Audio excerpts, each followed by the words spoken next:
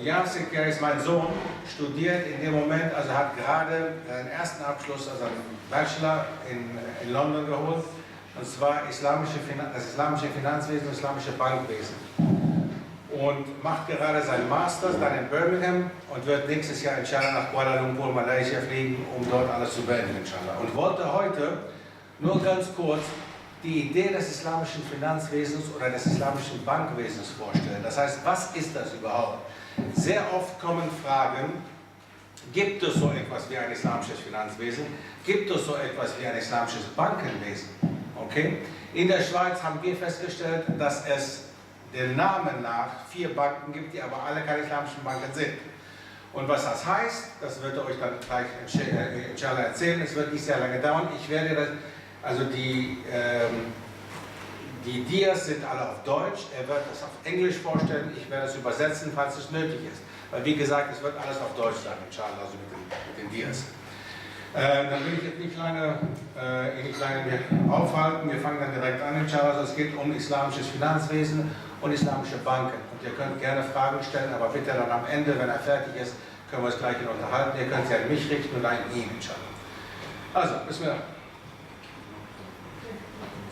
Oh ja.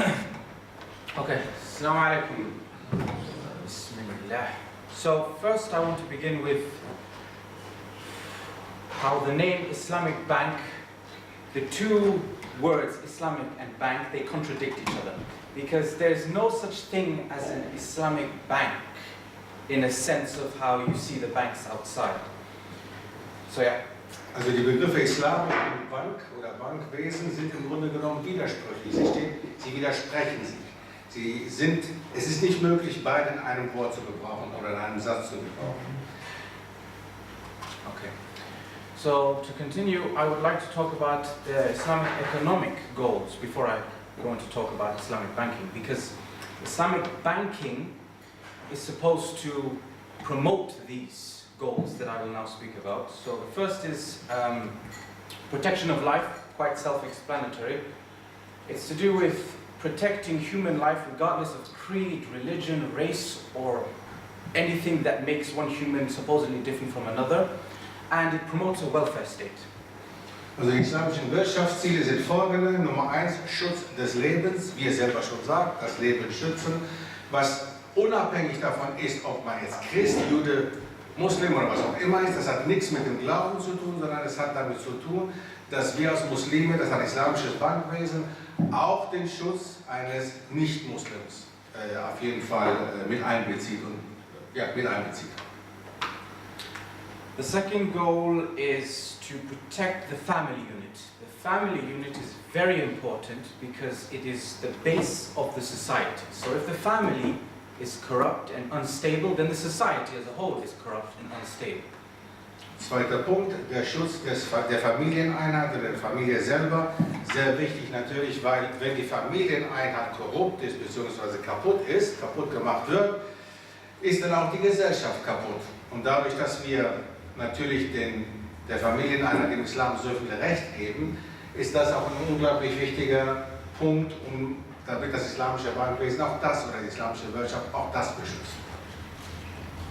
Third and last goal, there are many more goals, but these are just 3 brief ones I grabbed to give you an example of the goals that Islamic banks should be trying to promote. So the third one is protection of property. Encroaching or stealing someone else's property, their private property, is a huge crime in Islam, and so that's a goal that is there to preserve one's property. Also drittes, aber es gibt nicht nur diese 3 Ziele, es gibt mehrere Ziele, aber von den mehreren Zielen haben wir uns 3 ausgesucht, die am wichtigsten sind. Das dritte, also Schutz des Eigentums. Also es ist eine große Sünde, wenn man jemandem sein Eigentum wegnimmt oder stiehlt. Halt. Stehlen ist eine große Sünde im Islam. Deswegen auch Schutz des Eigentums unter der islamischen Wirtschaft als Ziel. So, Islamic banks. Before I talk about what an Islamic bank is, let's first talk about what a bank is. So, what is a bank? A bank is something that doesn't take a deposit and doesn't lend money, as is made for you all to believe. It is something that buys securities. Now, what is a security? Also erst einmal, Banken, im Gegensatz zu dem, was wir alle glauben, eine Bank ist nicht ein Institut, das Einzahlungen einnimmt und nicht ein Institut, das Geld verleiht. Also im Gegensatz zu dem, was wir glauben zu wissen, dass eine Bank ist, ist es eigentlich nicht. Eine Bank erwirbt Wertpapiere, Sicherheit auf dem Papier. Das ist, was eine Bank tut. Das sind die Verträge, die man unterschreibt im Grunde genommen. Das ist alles, was eine Bank tut.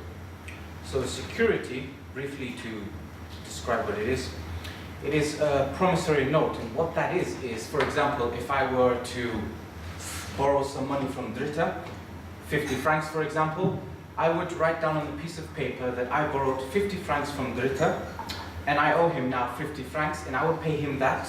I will pay him that back by the end of this year, December 31st, for example, December 30th, for example, and I sign it and I give it to him. That is a security, and that's what banks buy in a fancier version. Also Sicherheit, ganz einfach, was sind Sicherheiten oder was sind Wertpapiere, die Banken sich erkaufen? Ganz einfach, beispielsweise, wenn ich mir jetzt 50 Franken von Dritte leihe, schreibe ich auf ein Stück Papier, ich schulde Dritte so 50 Franken. Das wird von Dritte zurück erworben und das ist im Grunde genommen seine Sicherheit, dass er die 50 Franken kriegt. Weil ich ihm verspreche, das ist ein Versprechen meinerseits, dass er die 50 Franken zurückkriegt. Oder er kriegt, überhaupt kriegt, nicht zurück. So, to carry on with banks, I want to ask you all, who do you think creates the money that you use here in Switzerland? Who creates the francs that you use here in Switzerland? The government, a publicly run institution for the public and follows the interests of the public, or a bank, which is a privately run institution which just follows the interests of a group of people in the bank? Die Frage ist ganz einfach, wer druckt das Geld, das wir tagtäglich hier in der Schweiz gebrauchen, die Franken? Wer glaubt ihr, ist das? Ist das die Regierung oder die Banken? Eine Regierung ist eine von Menschen gegründete öffentliche Einrichtung, die von den Menschen verwaltet wird und auf das Interesse der Menschen achtet. Während eine Bank nichts anderes ist als eine private Einrichtung, die von Einzelpersonen gegründet wurde und nur auf das Interesse dieser Einzelpersonen achtet. Das heißt, was denkt ihr? Das ist die Frage. Denkt ihr, dass die Franken von den Regierungen oder von der Regierung der Schweiz gedruckt werden oder von den Banken? Von den Banken. Good, yes, that is correct. So how do you think the banks do this? Wie tun die Banken das?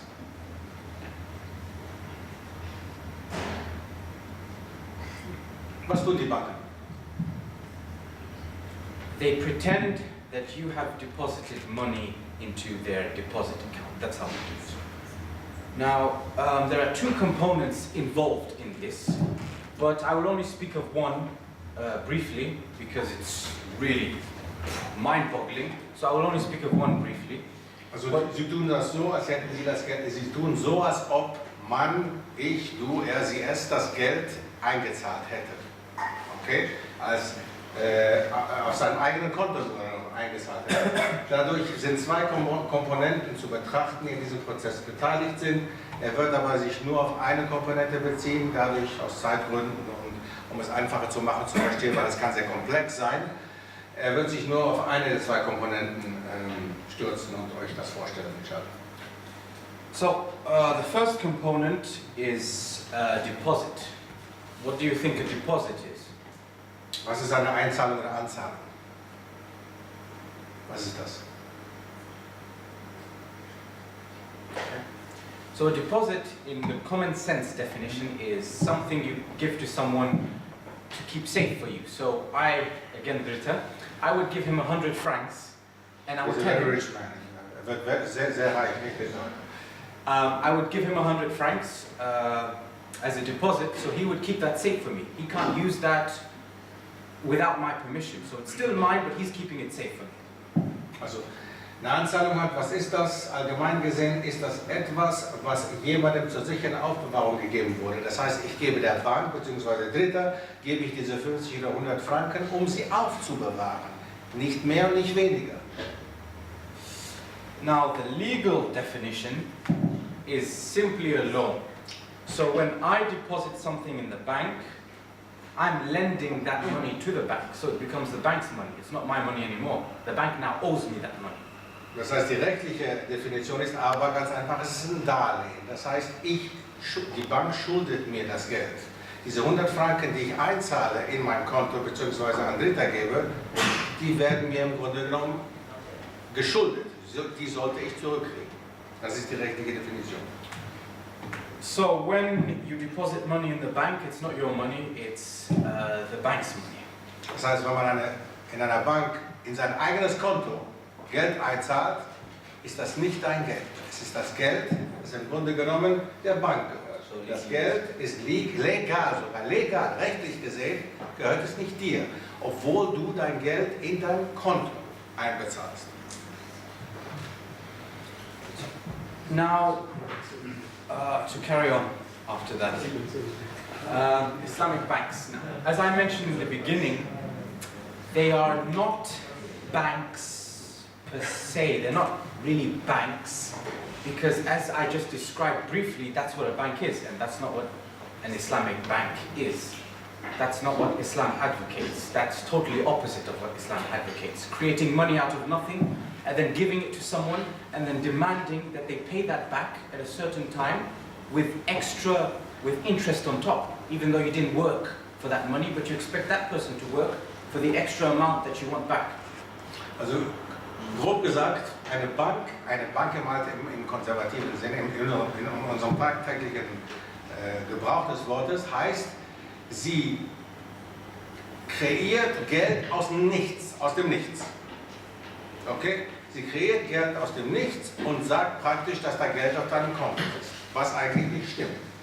Sondern diese Bank schuldet im Grunde genommen jede Person bestimmt die Anzahlung. Verlangt aber dann, dass du dann das Geld, was sie dir geliehen hat, die Bank, dass du das zurückbezahlst mit Zinsen drauf. Das heißt, es gibt kein Geld, sie haben kein Geld, ihr habt niemals Geld von der Bank gekriegt. Die Bank verlangt aber von euch, dass ihr das Geld, was ihr niemals gekriegt habt von der Bank, das gar nicht existiert hat, zurückbezahlt plus Zinsen. Ist das deutlich bis dahin? Irgendwelche Fragen? Bis dahin vielleicht irgendwas unklar? Weil die Islamische Bank, das ist jetzt die Idee, was heißt das eigentlich? Wir wollen jetzt darauf eingehen, was das für ein Unterschied ist. Weil sehr viele Personen sagen, sehr viele Menschen und sehr viele Brüder, Geschwister sagen, ach, islamisch.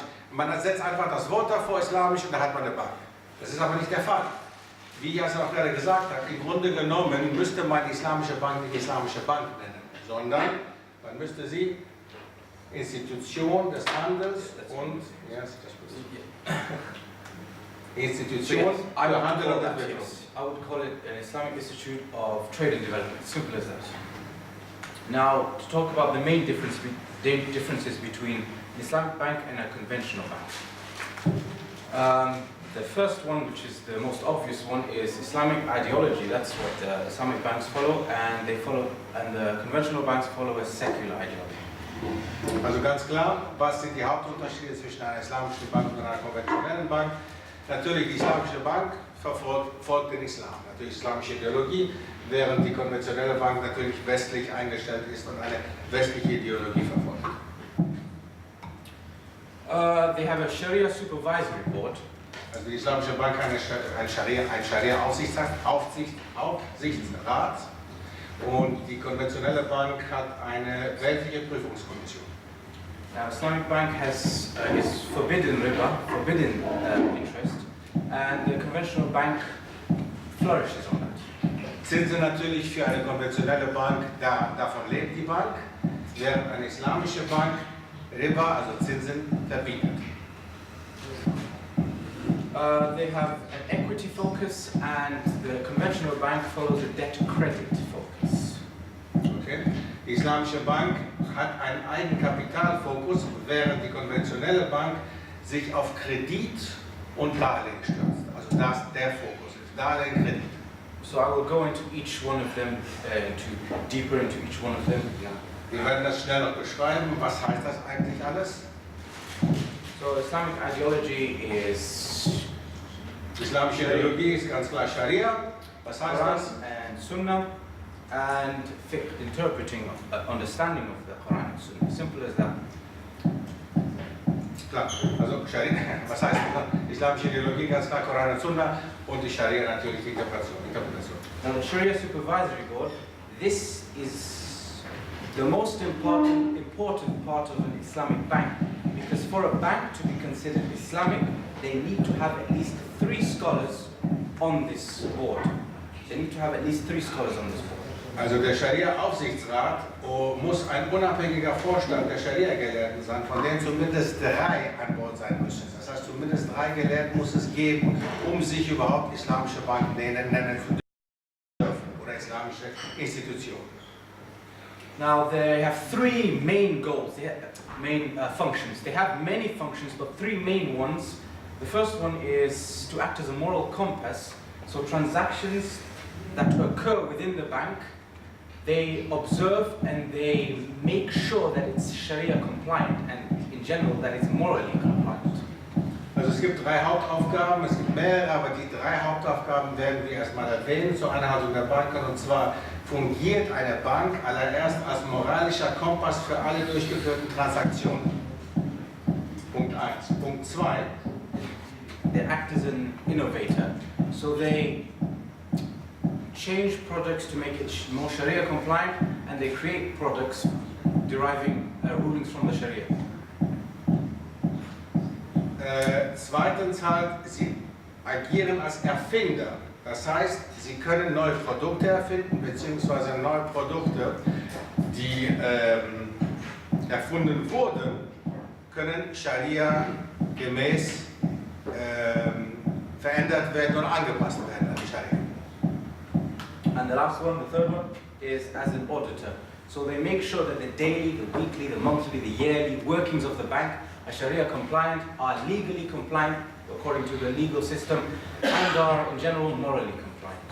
Okay, das heißt, das allerletzte noch als Prüfer. Sie prüfen, ob diese Produkte, die rausgehen, wirklich mit der Scharia vereinbart werden können oder nicht. Wie unabhängig müssen oder sind die in Wirklichkeit und wie in der Theorie? Oder sind die Prüfer Angestellte von der Bank?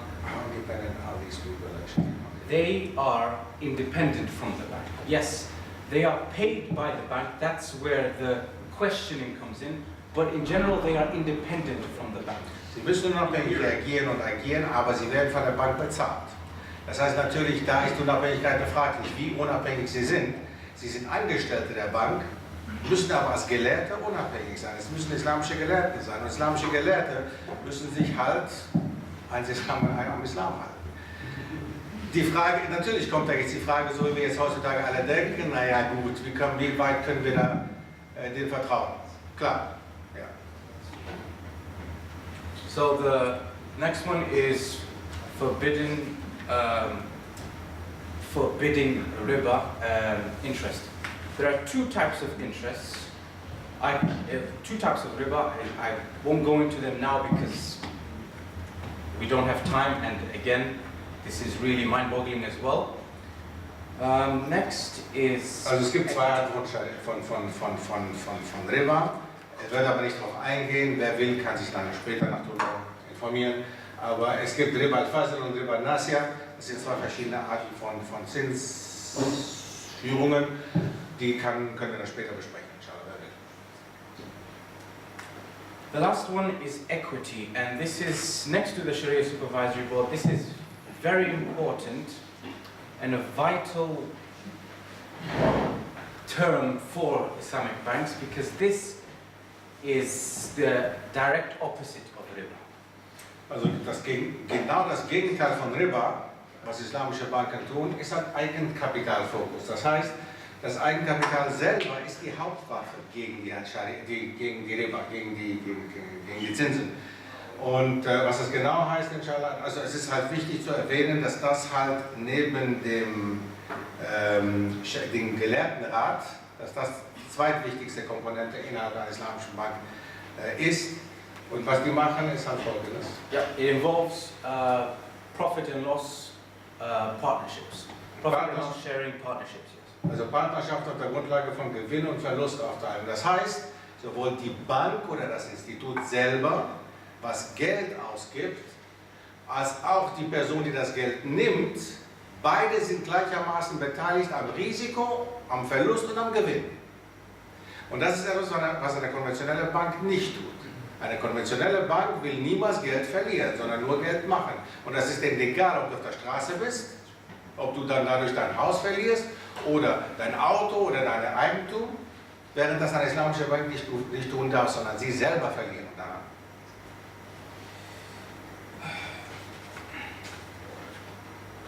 So there are two types of equity contracts, just to briefly talk about them, that Islamic banks call participatory contracts. They are mudaraba and musharaka. Also zwei Beteiligungsverträge, wir gehen da nicht zu tief drauf ein. Mudaraba und Musharaka, das sind Beteiligungsverträge, wie man mit der Bank handeln muss. Aber genau, wie gesagt, um weiteres zu erfahren, kann man sich dann später mit uns in Verbindung setzen. Now, to finish off, I want to talk about midrama. This is a very important experiment. Now, there are people nowadays, as well as in the past, but more nowadays, because the banking system is unstable, so they are questioning, is there an alternative to this banking system we have right now? But mostly in the past they would say that there is no need for an interest-free banking system or an alternative to the banking system we have now, because it's working so great, there are no problems. But this experiment was done during that time. And it was in 1963 in a rural part of Egypt with a religious population. By religious, I mean that the population, most of them would not involve themselves with banks because they understood and they knew that they dabbled in riba. So that was haram, so they would not involve themselves with banks and they would put money under the pillows, under the mattresses. They would use the money themselves instead of putting it in banks.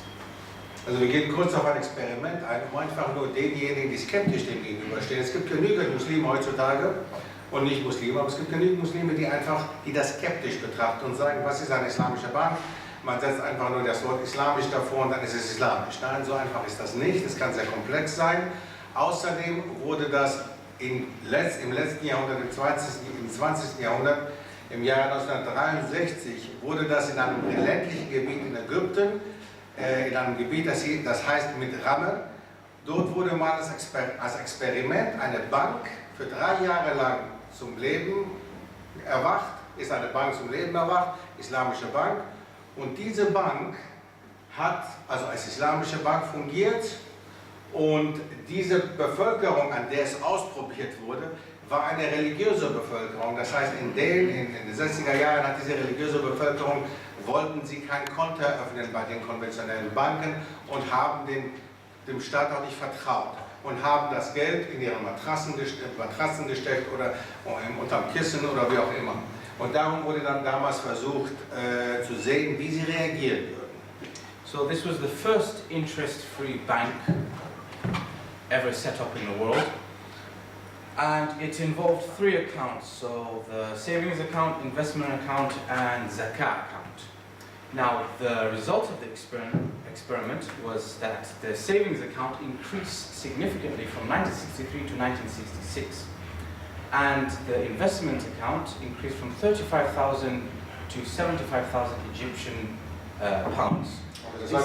This is amazing results for an experiment at the time where people believed that there was no alternative to the interest-based banking system that was perfect in their eyes.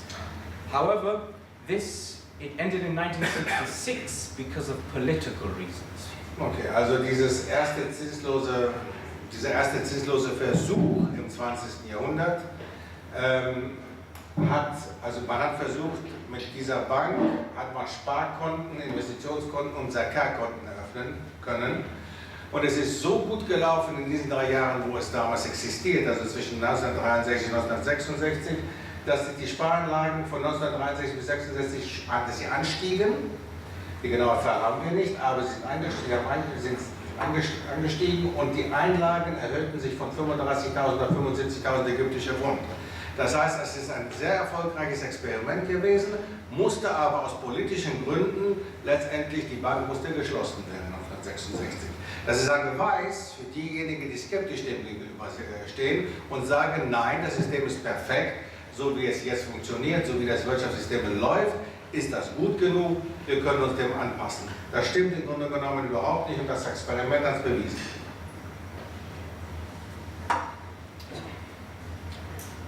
I would like to talk about now a project that Lost Heritage Project is embarking on, called Lost Heritage Project Economics, where we involve ourselves in microfinance, microinvesting. Now, what is that?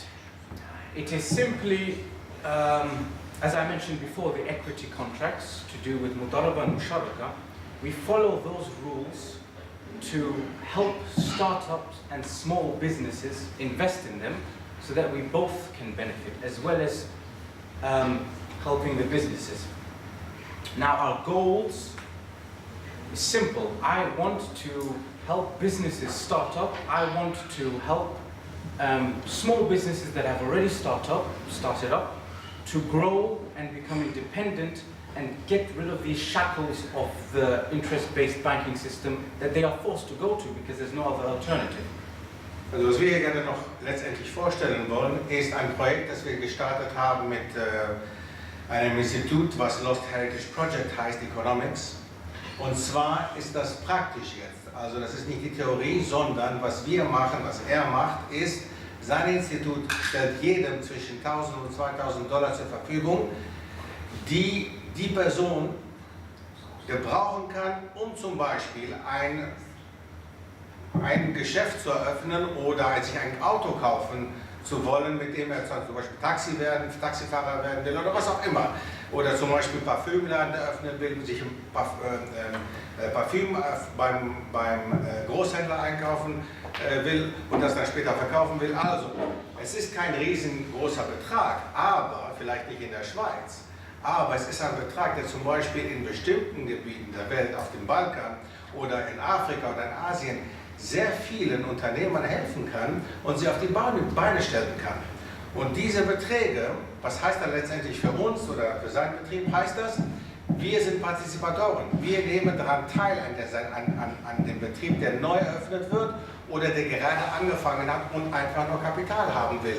Das heißt, diese Person wird dann nicht zur Bank gehen müssen und sich mit Zinsen was leihen müssen, sondern einfach mit den 2.000 Dollar irgendwie auskommen müssen, beziehungsweise wie gesagt, in bestimmten Ländern sind 2.000 Dollar sehr viel und kann dann später, also der Betrieb würde dann einen Teil haben seines Betriebs und kann dann später auch mit Hilfe von uns hoffen. Also genau, also wie wir gesagt haben, ihr könnt euch gerne gleich erkundigen, genau was Yaasir macht und was sein Betrieb macht und was genau dahinter steckt und wie man davon Gebrauch macht. Die Kontaktdaten sind hier, das ist eine E-Mail-Adresse, wer direkt Englisch ihn anschreiben kann, kann das machen, ansonsten schreibt er mich an. Das ist unten ist meine E-Mail-Adresse und das ist unsere WhatsApp-Nummer. Ihr könnt gerne in Kontakt kommen mit ihm auf Englisch, wenn ihr wollt, oder mit mir auf Deutsch. Also wie gesagt, wir stehen bereit, euch Fragen zu beantworten, was das eigentlich heißt, wie das funktioniert und wie das überhaupt läuft. Das Risiko in so einem Projekt ist, wie wir dargestellt haben, das ist das Islamische in diesem Projekt. Das Risiko ist beiderseits. Das heißt, wir tragen ein Risiko, wir geben das Geld und wir tragen das Risiko mit, sowie die Person, die einen Betrieb eröffnet mit den 2.000 Dollar zum Beispiel. Das heißt aber auch dadurch, dass wir ein Risiko tragen, dass die Person, die sowas anfangen will, auch das Geschäft vorstellen muss und ein Business, einen Geschäftsplan haben muss, dem wir natürlich zustimmen müssen. Okay? Bis dahin. Also, inshallah hoffe ich, dass dieser Abend sich doch gelohnt hat und wie gesagt, ihr seid frei, um nach vorne zu kommen und sich anzuschauen, was ich mitgebracht habe von meiner Arbeit. Genauso könnt ihr gerne nach vorne kommen und uns Fragen stellen, was lhpeconomics angeht. Und wir möchten uns beide erstmal bedanken für das Erscheinen, mashallah. جزاكم الله خير سبحانك اللهم وبحمدك